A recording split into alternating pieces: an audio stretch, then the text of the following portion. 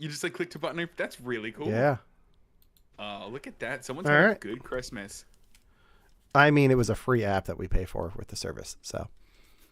Well, never mind. Did you have a good Christmas though? We never had this conversation. Yeah. I mean, we can save it. We'll save it for right now. Let's just get right into it. All right. Hey everybody, welcome to You Have to Watch This podcast. I'm Alan. I'm Ryan. And I'm Devin.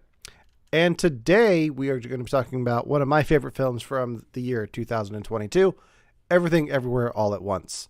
But before we get into that, we do have some catching up to do. So, hey guys, it's been a while. Hey, I missed you both. Did you? Yes. Did you miss me too? Is this weird?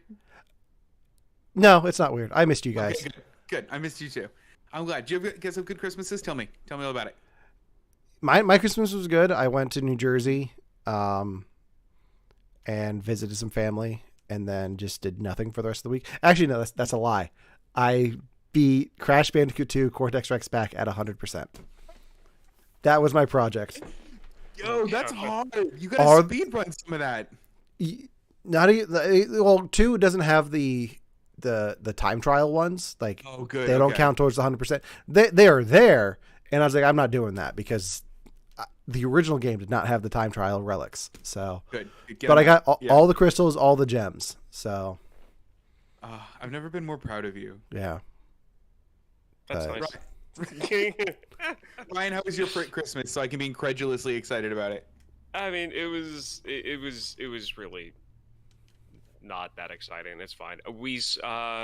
Kristen and I spent Christmas with my mom, and then like the next week we went down to her parents. We still have yet to have it with her sister and my brother-in-law. Is that happening later? At some point. Hasn't been really planned out yet, but there's always next year. You still have a while. Yeah, I know. We still have a little bit. Yeah. Devin, how about you? I continue to find weird products that have my name on them because Devin's a place here. Mm-hmm. So this year for Christmas, I was gifted Devin toffee. Just chewy bits of me, guys. Gross. That's... Just think about it. It's in your mouth, not in your hand. Why is there a Mini Cooper on the front of that? Yeah, I don't know. I have no idea. And look, there's it driving around London. There's the Big Ben. I guess it's the British Heritage Cars collection of Devon toffee. Oh. So Devon's an actual like name brand like toffee.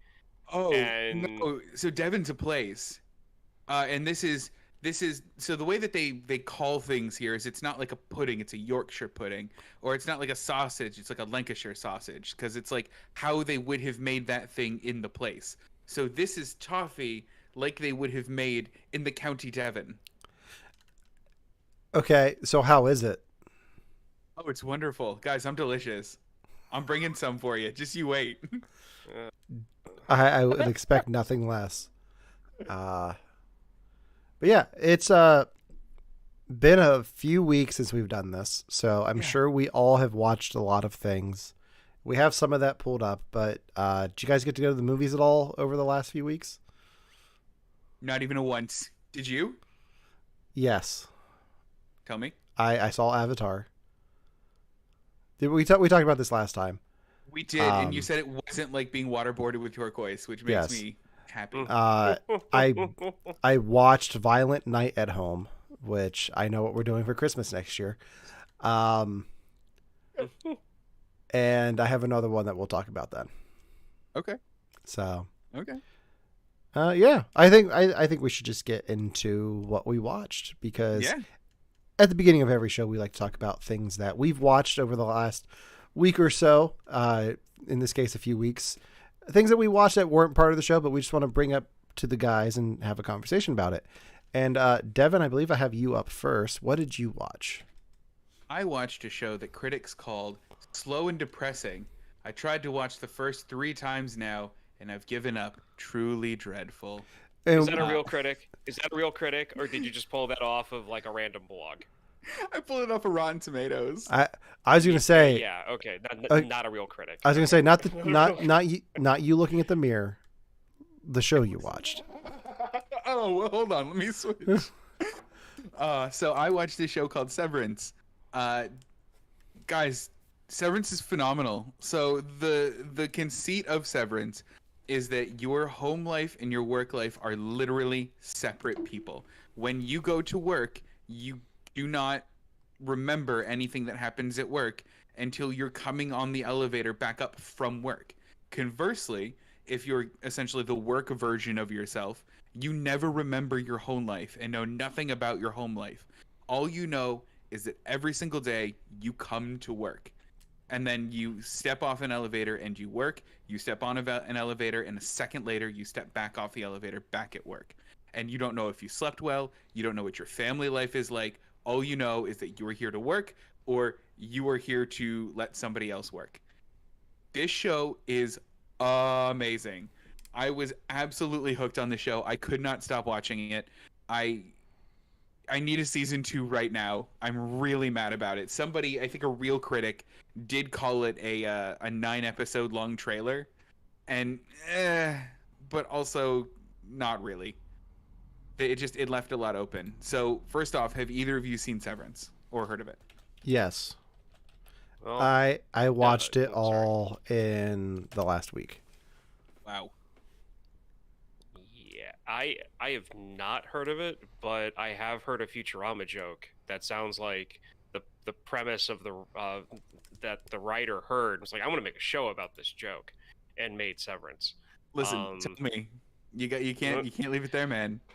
So one of the characters works at like a hospital thing, and she was a security guard, and her boss makes the joke that his wife doesn't even know that he has a job because he keeps his private life and his work life separate. Yeah, so it's that. That's that. I just have that playing in my head now. Good. It also sounds like something that a company would want their people to do and experience. And so I'm not entirely sure how much I like this premise, to be perfectly honest. It's too real. I'm hoping that's the whole like light of the show about how messed up that is. The show explores that a lot. Yeah. I don't want to get into spoilers, but it reminds me of a bit of the mystery aspect of it reminds me a lot of Lost. Like, it gives you a little bit to go on, but leaves you hanging. Like, there's a moment in the finale where like it reminded me of like the ending with the hatch. Like, what happens? Like, what happens now? Like, what's next? And that's why I want season 2 so badly. But yeah, I said this to one of my coworkers. Apple TV has as much as I laughed at the concept of that when they announced it, they've really been hitting it out of the park when it comes to content that they're making, because it's Severance and then Ted Lasso are two of my favorite shows on television right now. And I'm all the creators that they're going to for this content. Like, you've got Jason Sudeikis and Bill Lawrence for Ted Lasso, but then you have Ben Stiller behind Severance. So it's very, I'm excited to see what season 2 looks like. So I'm gonna be honest, I'm so worried about season 2 though, because I'm so invested and the mysteries that they're setting up are so interesting to me that I feel like any answer they give is gonna be like, oh, okay, I guess so. In the chat, they're suggesting For All Mankind. That's on my list too. I just haven't gotten around to that yet. Well, I don't know anything about that. Give me a quick rundown. It has to do with. I need to look it up before I say something wrong. For All Mankind is. That doesn't help me at all. It's a space thing. It's what if. It's pretty much what if the Soviet Union got to the moon first. Oh, that's really cool. Yeah. Ooh. Yeah. So I need to give that a shot. That might be next on my list, actually. So thank you, Fresh News 24/7. I love that name. Yeah. The moon would just have a classic Adidas symbol stamped on it. Wouldn't be mad. You sprucing up. Let's be honest. How much do you like the look of the moon now, Ryan? Well, Kristen and I were having this conversation about the whole man on the moon, kind of like the face on the moon, and how we were driving home one night, and I told her, it's like, I've never understood that reference because, you know, classic Hollywood always had like the smiling face on the moon. That was always really creepy to me. And she was like, yeah, no, well, there is a face on the moon. And I look at the moon and I see, you know, the normal, you know, scarring of craters on it. I'm like, where's the face? And she finally told me to look at it a certain way. And now I see it. And now I hate it. Now I hate it. Wait, not to transgress too much, but you know about the rabbit on the moon now? No, see, I've always seen the crab on the moon. I've always seen a crab. That's what it's always looked to me. And then she told me how to look at it, and now I see it, and I'm done looking for shapes on the moon. Done. No more. It's funny that you bring up like the face in the moon and all that, because that always makes me think of old Hollywood and the trip to the moon where they shoot the rocket into the moon. And that just brings me to what I saw over our hiatus, which was the Damien Chazelle film Babylon, starring Brad Pitt, Margot Robbie, and a bunch of other people. I told you guys a little bit about this and my mixed feelings on it. I don't think I like this movie. At the end of it, like I cannot say that I like this movie.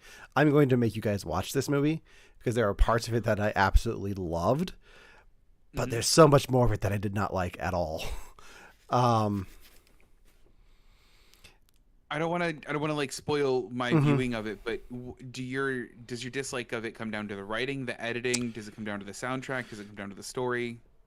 It comes down to there are two things that I don't like about it. One, there's a scene at the beginning of the film that goes on for way too long and is very, I don't want to say graphic, but very well, how do I put this? I told you guys what the scene was. I know what the scene is. It involves an elephant doing something right onto a camera lens for way too long. That's how the film starts. I was warned about this beforehand. Like somebody told me, don't get food and don't eat until after the elephant. And I was like, oh, okay. But I already had my food. So like, I didn't like that. The other thing the film does that I don't like is it has this message of the movies are important because they're for everyday people to just escape. Like you can go to the movie theaters, you can see a movie.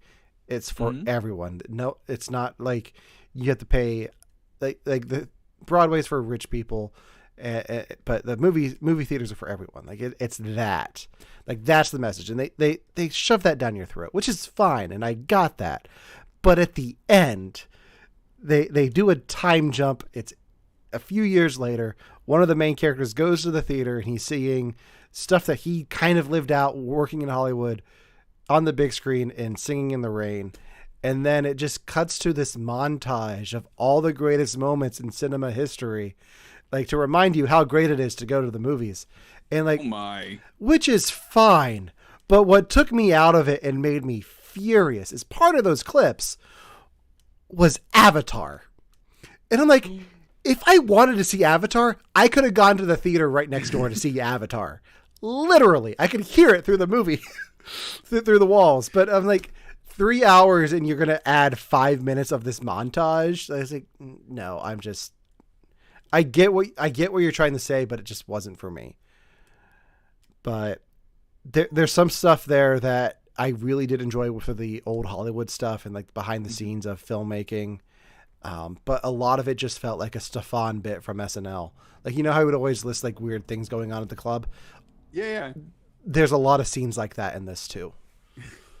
So I don't know. I really have a hard time with that premise. Yeah. Like, yeah.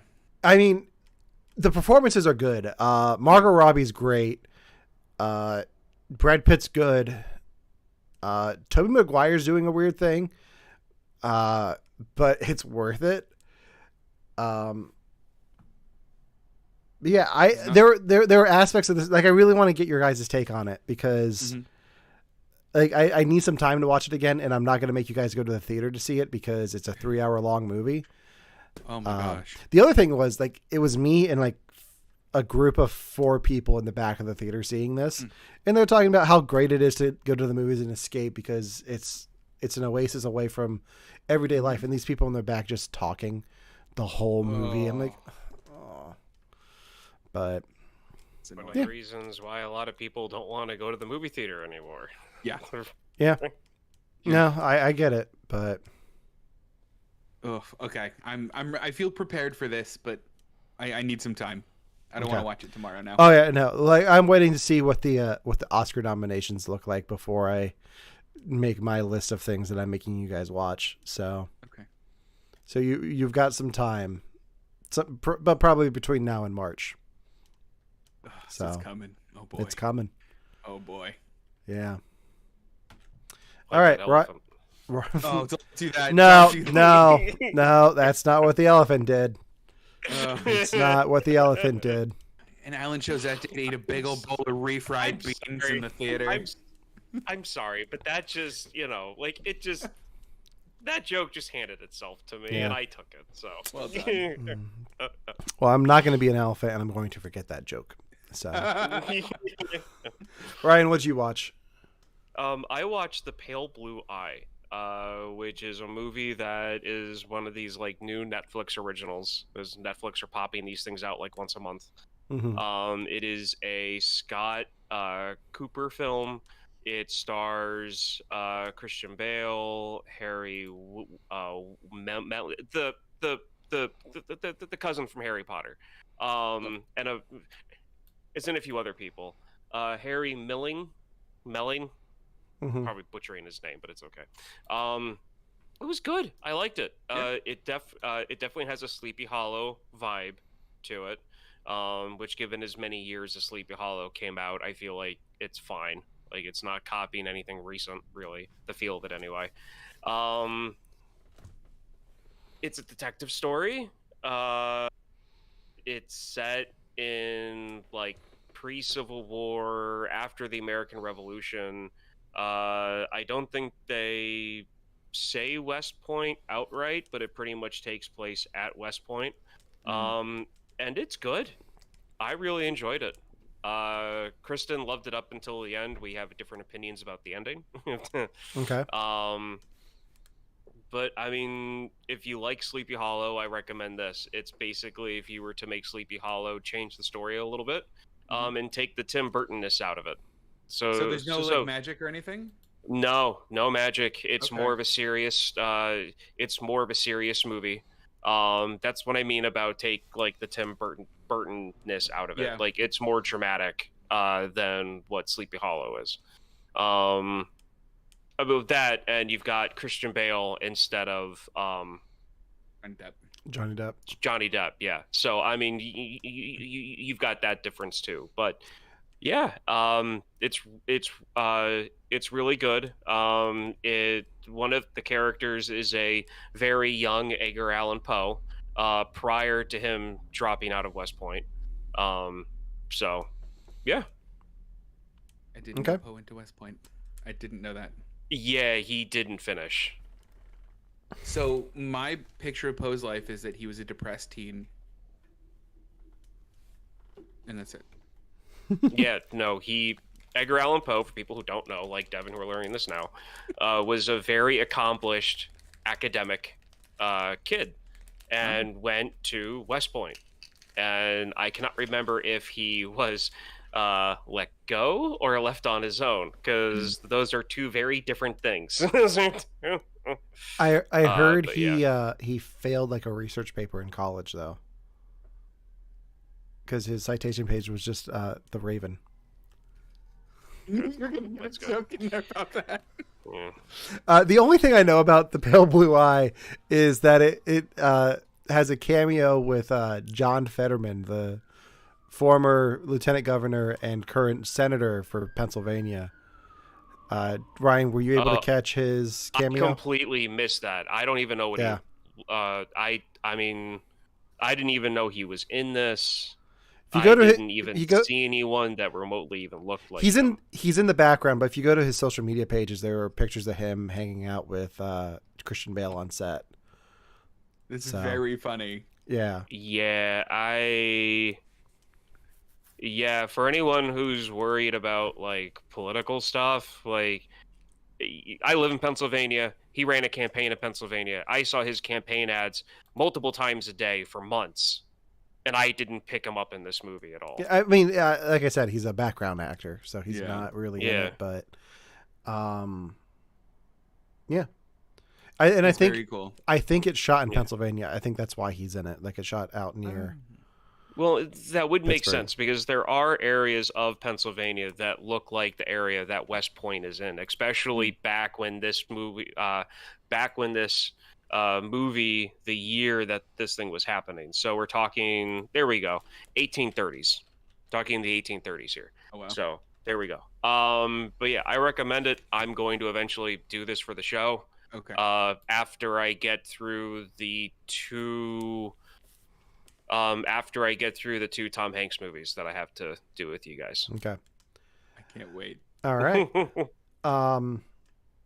I think with that we should move on to today's main topic. Oh, please. Do I leave it there? If the light wasn't hitting it as like it is, I would leave it there the whole time. But oh yeah. What if I do that? There we go. Yep. Yeah. Today we're talking about the 2022 film Everything Everywhere All at Once, directed by the Daniels, and stars Michelle Yeoh, Jamie Lee Curtis, and Short Round, or Data if you're a Goonies fan. Ke-Hu Kwan is his name. But yeah, so this is a film that came out last year in the spring that I didn't get a chance to see in the theaters. Like I wanted to, like I went to the Horrific Hope Film Festival that was thrown by our friends at Victims and Villains early, thinking that the theater would have it so I could just catch a screening of this. And they took it out to show the Nick Cage playing Nick Cage movie instead. And I was like, well, I'm not mad about that, but I already saw that. So I missed this in theaters. I did not see this until I bought it on Black Friday blind. Like my brother saw this and he's like, you need to see this movie. And I was like, I'll get to it when I get to it. And I got it on Blu-ray. I got a really cool Blu-ray case for it too. I got the slip. Yeah, Ryan's got the Blu-ray. Wait, you have it too? Oh wow, that's so weird. No, I lent it to him. That's my copy. Oh, and you have the slip of it. Oh, yeah. It's like I need something behind me. No, I love that it's all the eyes. That's very cool. Ryan was very confused when I handed it to him. He's like, "This is not the art that I saw when I looked this up online." Yeah, because I just quickly Googled it and it just came up with like a picture like the actress, and I'm like, okay. So, and then Alan hands me this cover, and I'm like, great, this is gonna be one of these movies. This is gonna be one of these movies. Yeah. So if you're not familiar with the film, it's about an aging Chinese immigrant who is swept up in an insane adventure in which she alone can save the world by exploring other universes, connecting with the lives she could have led. That's such a weird way to phrase it, but it works. Yeah, it's very bizarre. I watched this and I was like, I need to watch this again. And luckily it's been playing on repeat on Showtime repeatedly. So I just go to Paramount Plus and see what's on Showtime live. And it's like, okay, I'm going to watch a little bit of Everything Everywhere All at Once. I've seen it about maybe 3 or 4 times now, plus my rewatch of this for the show. I really enjoy this movie. There's a lot to talk about, and I cannot wait to hear what you guys thought of Everything Everywhere All at Once. So tell me everything right now, but one at a time. You can go ahead, Ryan. Okay, I'll go. I mean, it's got some great moments. Well, first off, I didn't even hear about this movie or know about it until Devin said that he watched it on the plane. And then that's when, like, I had no idea what you're talking about, so I had no basis for anything on this. And then Alan hands me this. Yeah. And I'm like, oh, googly eyes. Okay. put it in. Great moments, terrific heart. There are just there are moments in this where I got sucked in and then completely thrown out of the room, and then sucked back in again, and then thrown out again. Like, it was like I couldn't just sit comfortably in the storyline, and we'll get into that. Okay. So yeah. Now, Devin, did you say you saw this on a plane? I started watching it on a plane. I absolutely did. I ended up watching maybe the first, I'm going to call it 15, maybe 20, maybe 25-ish minutes. Not much of it at all. Just enough for them to get to the IRS building. Okay. And then I stopped watching it and ended up watching, I think, Nope. After that. What made you not want to keep going with it at that point? Nope ended up being a slow burn too. But I didn't understand how drastically the plot would accelerate past that point. Yeah. I just thought, okay, well, if it's going to be about this slow, I'm on a plane, I'm uncomfortable, I need something that's going to be more like in your face. Yeah. And this movie at the 15-minute mark, it seems like a very earnest, family going through financial struggles, and I'm having a hard time focusing on it. And if I waited like 3 minutes, not even. Yeah, not even like a minute after they get to the IRS, you have the elevator scene. Okay, so what did you think watching it the whole way through? Oh, I absolutely loved it. Absolutely. So here's the deal: is a movie that has this many ideas and this many jumps and this much comedy in it, I feel like has no right to have this much pathos in it, and this much of like an emotional payoff at the end. And it shocked me how much I connected with the characters, despite what they were and how much they were changing, but also not changing at all. I thought that it did a lot to kind of break genre convention too, that I really, really liked. And I'm now mad at Marvel's multiverse. Okay. There's a lot to talk about. There's a lot to talk about. Something else I want to touch on too, the whole multiverse thing in this. Okay. Was that a spoiler? Did I spoil something? No, saying that? I don't think you spoiled it, because I think a lot of the feedback I have gotten from this movie is this was the good multiverse movie that came out in 2022. And not that I don't like Doctor Strange and the Multiverse of Madness, but it's not as fearless as this one is with exploring the multiverse. It plays it safe for a Sam Raimi thing. But yeah, let's talk multiverses and stuff. What do you guys want to talk about? Ryan, is this your first foray into multiverses? No, but I'm already burnt out on it. Okay. Because of this, did this movie burn you out on it? I mean, here's like, DC has multiverses. Marvel has multiverses. We've already had movies and storylines reverted and reset through time travel and multiverses. And this movie does it excellently, does it really well. I don't find any fault with how they did it and how they went about it.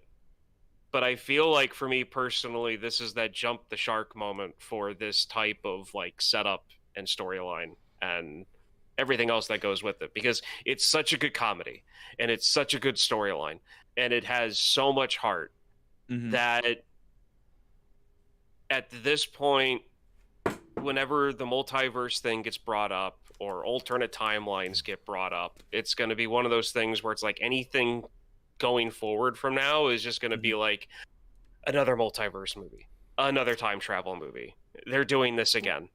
Well, that's where I am at the moment. Okay, so time travel is a whole nother thing. Like, that's never going away. No, I know that. I'm just saying at this point that this whole, like, because I put multiverse in like the same jar as like time travel. Okay. I mean, it's a very science fiction aspect, like type of story. Because it's not even just Marvel and DC, but you've got Star Trek doing it. Star Wars came out and said that they're going to be doing it. They haven't said that officially, and I really hope they don't. Oh, ew. Yeah. Yeah. I mean, but technically, if you look at the extended universe as part of the canon, then yeah, there is a multiverse of a world where Disney never bought Star Wars, and then the stories that people love from the what is now like considered Legends or something. Yeah, it's Legends, now yeah. Legends. Yeah. Devin, what are your thoughts on multiverses? Yeah, man, if you're gonna do a multiverse, give me weird. And the more weird, the better. So, like, the best part about Multiverse of Madness for me was that multiverse, like, montage where they're like, "Wow, we're going quick through all these multiverses." Yeah, give me that. And that's what this movie did. And this movie got real weird with it. Mm-hmm. And I love that. Like, if you're gonna give me a multiverse, give me. Are we doing spoilers at this point? Might as well. Okay, yeah. So, spoiler alert. Look, if you're gonna give me multiverses, yeah, a lot of them are just gonna be rocks in an uninhabitable planet. That makes sense. Give me that, like, and give me it that well done, or like, give me hot dog fingers and make me. No. Did you not like hot dog fingers? That was one of those moments, like I said, that I got really into it, and then I just got thrown out to left field. No, well, can I say sorry, no. That part was probably directed by Quentin Tarantino because of the twist with hot dog fingers at the end. Oh man, yeah. Gross. But yeah, I loved it, and like, give me that kind of stuff because like, and like one there was like a frame where she was like, you know, in a cartoon. They were drawings, they were piñatas. Yes, all of that. Yes, like the more weird you get, the better. Yeah, and I think you have a lot more liberty to do that with something where it's an original character and an original story. Whereas, like what Marvel and DC are doing with the multiverse is, hey, we have all of these actors who played these roles in things. Let's bring them back and cash in on that. So that's why you're seeing Tobey Maguire and Andrew Garfield show up. You're seeing Hugh Jackman come back in Deadpool. You're seeing Michael Keaton come back in the Flash. Like that's how they're treating the multiverse. Even on the CW shows, they brought back Brandon Routh and Tom Welling. And you did Crisis on Infinite Earths. And I think for comic books, like that's just a natural, that's the part of the DNA of the comic book universe is the multiverse. So you can have all of those different stories exist, and you can have creators pick and choose what stories they want to tell and how they want to tell them.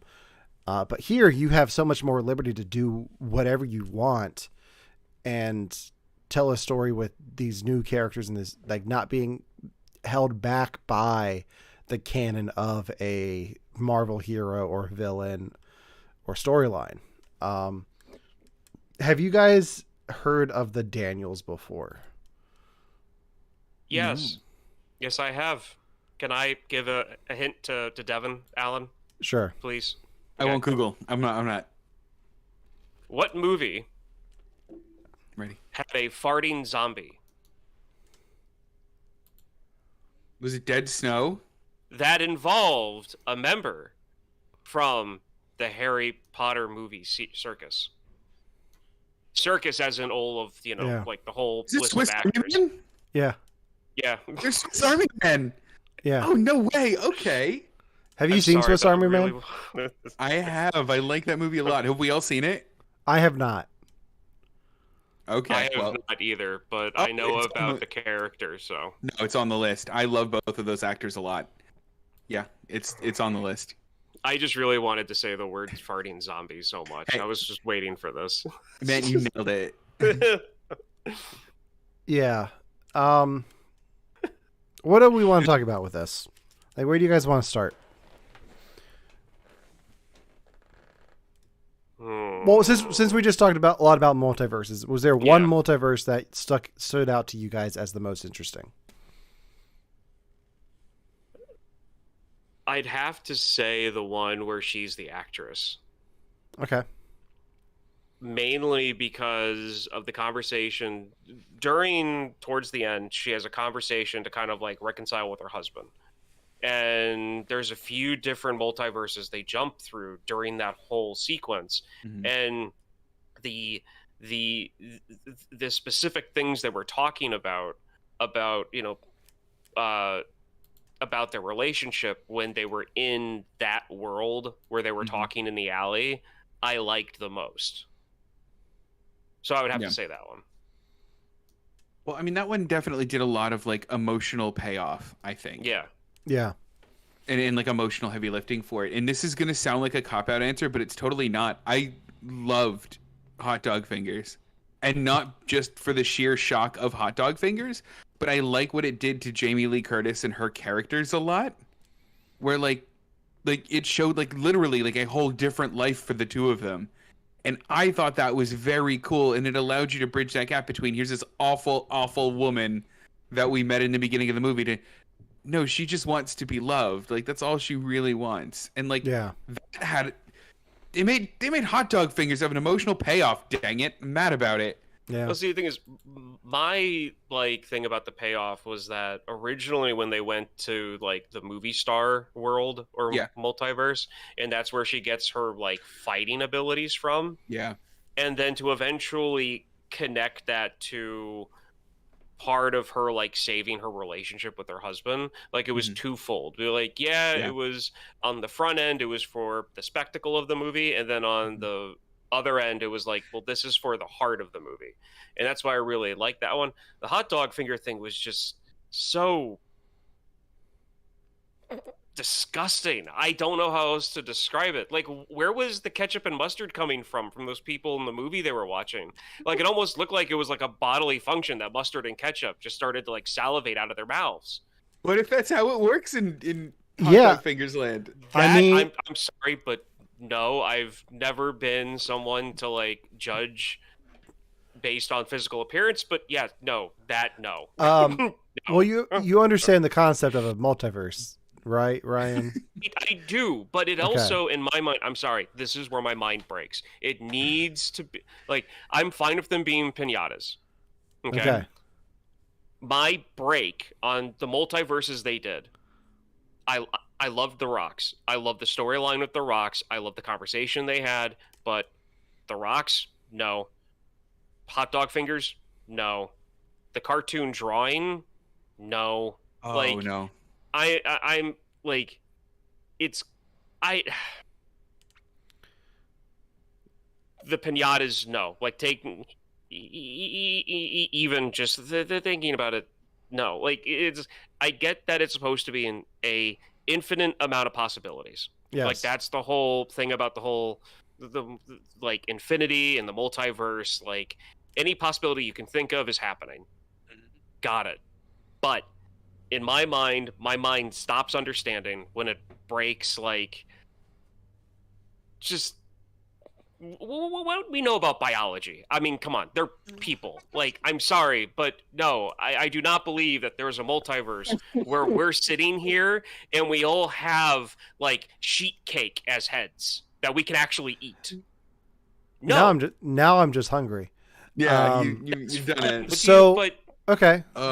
No, I mean, it does get very abstract. Like, it's and I think a lot of that is just for the style of the film, and it works for me. Like, it's a fun adventure. Like, if the multiverse does exist, I don't think it's to that degree, but sure, why not? What was your favorite, Alan? Oh, is this a hard one? What well, you guys took the good ones. I think what my favorite alternate universe is the one that they end up in, because at the end of the movie, their universe is gone. Like, their universe is destroyed, and they're living in this alternate timeline where they just left the IRS. Like that just baffles my brain. Like everything is the same except for that one detail where she doesn't punch the IRS lady. Because everything else is the same. Like up to that point, everything else stayed the same. So that just wrinkles my brain thinking about it. If I had to pick a different answer, I don't have one. So I mean, I was gonna say, so to jump topics, my favorite character in this whole movie is Raccoony. Yeah. Rakakuni. Cooney. Rakakuni. As soon Rakakuni. as soon as that came on screen, I was like, I'm making the guys watch this. Like, Oh my gosh. no doubt in my mind. Oh, Because it was such a good bit. I thought the joke that like she was convinced that it was a raccoon and not a rat, like I thought that conversation was hysterical to begin with, and then actually followed through on it. Yeah, that was a pleasant surprise for me because I tried to avoid as much about this movie as possible. So that was a pleasant surprise. I mean, all of this movie was a surprise beyond the IRS scene for me. So the one thing then, if Ryan, you don't love the weirdness of all of this, or some of the weirder things kind of took you out of it, how did you feel about essentially the big bad of it all being an everything bagel? I mean, but like in at that point, it was bagel. burned out. At that point, I was burned out on it. That I was just like, whatever. But I mean, so to give you an idea of what I mean, specifically of like the little things that would like draw me in, throw me out, draw me back in, throw me out, and that like back and forth I was doing. The reveal that the reveal that it's her daughter in all these multiverses that's like chasing her, and the fact that she can like change her clothes, change her weapons, just be like thinking, doing because of her abilities and being able to bring things in and out of whatever she is. Fine with that. As an example, she's wearing the golfing outfit. Walks up to her. She walks up to her mom, and they start doing cartoon noises when she throws her hat.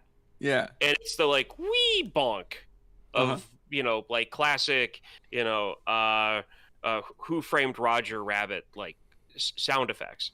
At that point, things were silly, but they weren't that silly yet. And I'm like, oh, come on, why? Why do this? And then it would go forward a little bit. And then that storyline, like 2 minutes later, be drawn back in again. And then 3 minutes later, something else would happen that would throw me out of it again.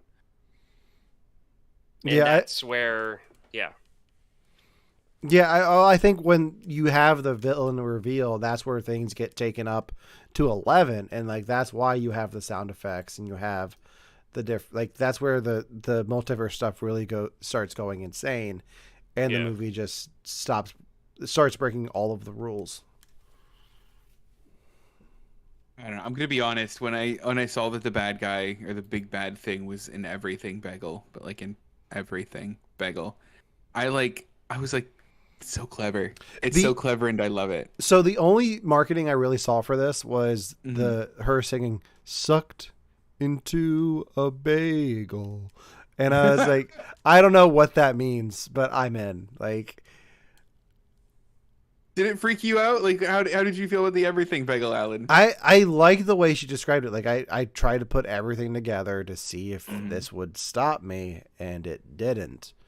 Because like the whole speech about when you put everything on a bagel, like I don't know what it is about movie monologues that have to do with breakfast foods, but it's like this one, and then the Knives Out. There's a hole in the center of the donut, but the donut's actually a donut. Like I just like I really enjoyed it because it has to deal with like what their relationship is in that universe that she's from, like throwing everything at her and then it breaks her. So she throws everything at this bagel and it breaks everything everywhere all at once. So hold on. That brings me then to the villain's motivation. What did you guys think about that? Because this is another part of the movie I thought was very clever, where like this wasn't a revenge plot like I thought it was going to be. You found out like later she reveals why she's chasing her mom and why she's so bent on getting her mom to experience what she's experiencing. And I thought that was really clever. Did you guys like that? Like, Ryan, did that draw you back in? Yeah, that was one of those moments that I really liked. I mean, at that point, like I said, I think I was so like used to being like the tug and forth, like the tug of war back and forth, that I was fine at that point. But yeah, no, that's where, again, this being an original storyline, an original thought. I mean, this is a rarity. It's an original movie nowadays. Yay, it happened. But yeah, no, I definitely like that direction. Like, it wasn't a revenge. It wasn't like,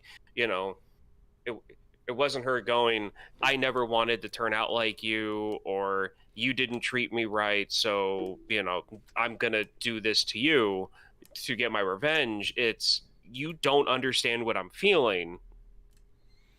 So this is the only thing I can think of to make that happen. Mm-hmm. And it's more of like wanting to be understood and not wanting revenge. And that's what I like. I love the ending of this. Yeah. So watching this for the show, I watched it a little bit differently. I watched it with headphones, and I picked up so much I didn't pick up on before. Which, like, at one point, so the scene where she's fighting Jamie Lee Curtis and she's trying to get her to change by saying "I love you," like they're playing Claire de Lune for a lot of that sequence, and like when she's saying it and like Jamie Lee Curtis is like going in slow motion, the score is Claire de Lune, but it's just the musical, like the music's just them saying "I love you, I love you," like it's just them saying it. I was like, I didn't pick up on that the first time. The other thing that I didn't pick up on how much it's used was your clothes never wear as well the next day and your hair never falls in quite the same way. What is that from? Do you know that? Yeah, I do. Who sings that? Ryan, do you know this one? It at the moment, my brain, I can't think of it. Devin, right. I can tell you absolutely know this. Yeah, it's Story of a Girl. It's a song. Yeah. I don't know who is. Is it 9 Days? Is that the band name? 9 Days. Yes. So I didn't realize how often that song is in this movie, because not only does he say that to describe what's been going on in their universe, that things are changing, but like the first scene where you cut to them in the parking lot of the IRS, it's playing on the radio in the car. There's some more examples here. They do different versions of it. She cried a river and destroyed the whole world. Yeah, it's pretty much what happened. And if you look at the lyrics, like it's pretty spot on. I don't want to see an ad right now. Come on.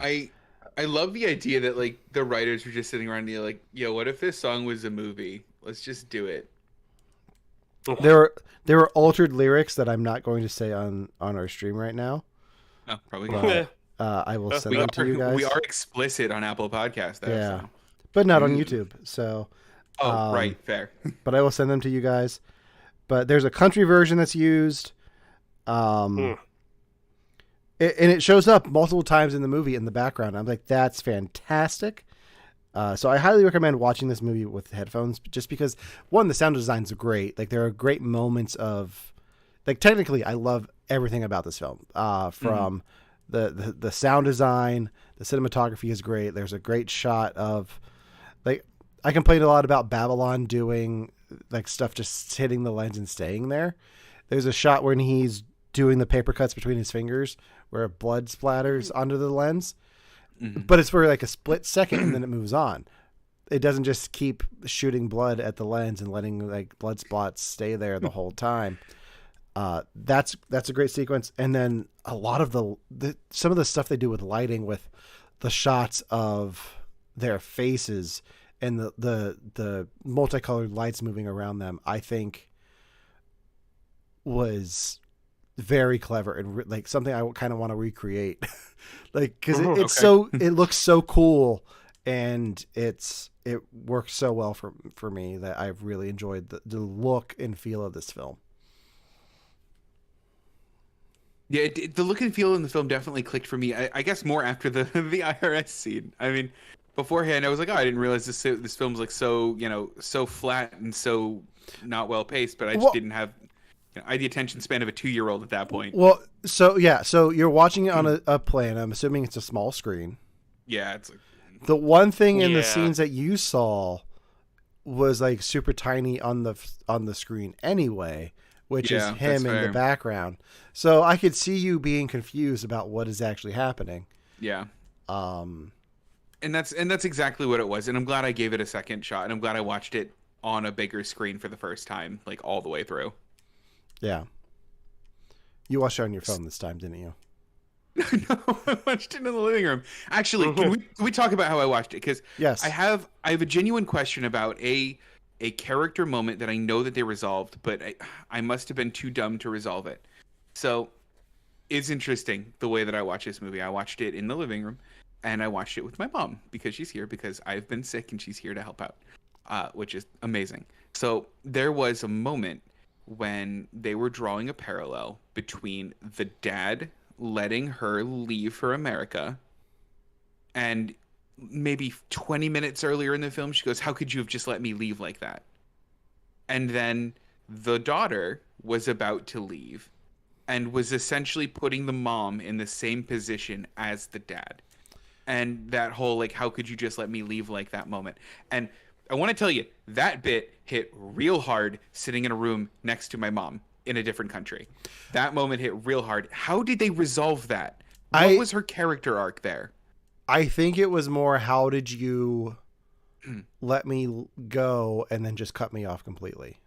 It was more that aspect, it not was just more the that aspect of leaving. Okay. Because that hit home for me too, because of stuff that I've dealt with in my family. Yeah. Like the whole, like, just like that whole thing hit close to home. So I think that's, like, I don't think it's why did you just let me leave? It's like, why did you let me leave and let me go? Cut me off. I think that's what it was. Yeah, that's how I took it initially. And again, even there were other aspects to their relationship that I extremely latched onto, that they talked about around the same time. But yeah, no, it's, and this gets to the point where, like, out of all the silliness of this movie, at the same time, like, there is a real emotional drama going on that is one of the best I've seen from any newer movie recently. I mean, you're right. Like, there are parts that hit me hard in this movie, and we're like, that's a better representation of this feeling than I think I've seen in a while. And that's obscene for a movie that has raccacoonie and sausage fingers. But at the same time, it's a it's a movie from A24. Yeah. So. Yeah, that's fair. I was gonna say sausage fingers is Tom Green. This is hot dog fingers. I remember that. Ew. Oh, ew. Yep. Okay. Sorry. I'm sorry I did that. I'm glad we focused so much on the hot dog fingers, and not the use of sex toys as weapons. Oh, so now that that got brought up, I was trying to bring it up so we could move on. No, sorry. The context of all of that's hysterical. Mm-hmm. Yeah, that's it. Okay, I just wanted to make Alan sweat a second. One of my favorite moments of the film, though, is when she's fighting the one guy and the other one just comes out of nowhere, jumps in the air to land on the one, and it's like, oh, we're talking about those. No, I thought we were talking about her, like, nunchucks that she was fighting with. I mean, those two. Yeah, there was enough in the movie. I have to admit. Yeah. I rolled my eyes once during this movie. Mm-hmm. And it was when they were sitting there at the IRS, and she points back to her trophies. And as soon as I saw them, I was like, oh, no, they didn't. They're not going to do this, are they? And of course they do. Mm-hmm. Because they look like something, the trophies. They look like... Yes, they do. Obviously. I was like, of course the IRS would hand out those as trophies. Yeah. And if they don't, I love the commentary. And sadly, they're not sponsoring the show, so they're not going to get our plug. Out of here, IRS. Yeah. Yeah. Anything else you guys want to talk about this? Because I could go on for a while, but I'm getting tired, so it's about time to wrap this up. I understand. No, it's just, even though, like I said, I kind of complained about it a little bit, it's a good movie. It's definitely original. It's extremely creative. And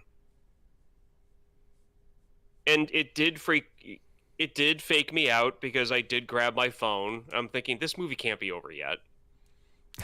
Yeah. And I grabbed my phone, and I'm like, yeah, no, this movie's nowhere near done yet. But yeah, I mean, it's. I recommend it, even with things I was saying before. So. I mean, I think one of my favorite things about the movie is there was a montage where she's like fighting people, but she's fighting them with kindness. Oh, And I love that. I absolutely love that. I don't think anything like that's been done in enough movies lately, and I think that's so great. Like, give me more of that, please. I mean, there were certain aspects of that I probably could have done with less of, but or certain specific people's things that she needs to heal about them that I could have done with less of. But honestly, I love the idea of like, let's get over this by like helping you. Mm-hmm. And yeah, that's 10 out of 10. Well done. Dang it, movie. Yeah. I think that about does it for our show this week. Cool. Next week's pick is going to be Ryan's. Ryan, what are you going to have us watch? We're going from a comedy that is genre breaking to something that's really depressing. Well, hold on a second. Yeah.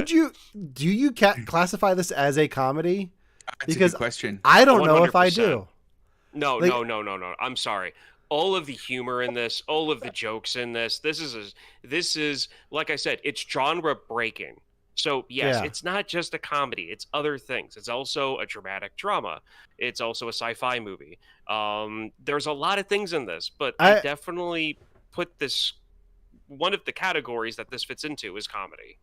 Yeah, no, it does, but I don't know if that's the first. Like, I would call it more of a dramedy than a comedy, because the drama's there too, and there is like. I don't consider dramedy a real word. But it is, so we're moving on. I'm dealing with my issues with the movie industry, and they're making up a fun word. So. It's not just the movie industry, though. That's literature. Like, there's comedies with like it's not just movies that say that, but then that whole thing they're wrong too. So I'm just gonna move on. Okay. Way to hold the line. It is a lot more than a comedy. It is, but I like to refer it that way because that's how I see it. But All Quiet on the Western Front, Devin, I was not aware. This is a remake of a book. Of a book. Okay. Well, it's a remake of it was a book first, and a movie, and then another movie. Remake. Yeah. Okay. So it is a foreign. It's a foreign film. The one that came out in this past year. There has been a lot of World War I movies that have come out recently, and there hasn't been a lot of them. And there's a lot of them coming out now. And this one is one of, I would say it's probably in my top 10 favorite war movies that have come out ever that I've seen. It's squarely in like the 7 to 4 range, because I haven't really placed them all yet, but that's where it would go. And I think it has a great message, and I think you guys should see it. So I'm going to go that direction with this. All right. I'm excited. Cool. And then Devin, you're the following week, which is also our birthday week, so don't mess up. I won't. I won't, man. I won't tell you what it is, but man, we got a good one. All right. Well, until next time, make sure to like us on Facebook, follow us on Instagram.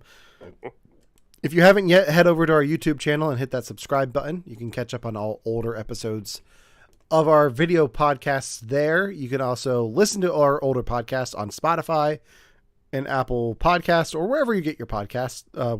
Podcasts are usually up the next day after our live streams. And until next time, for You Have to Watch This Podcast, I'm Alan. I'm Ryan. And I'm Devin. And we will see you next week.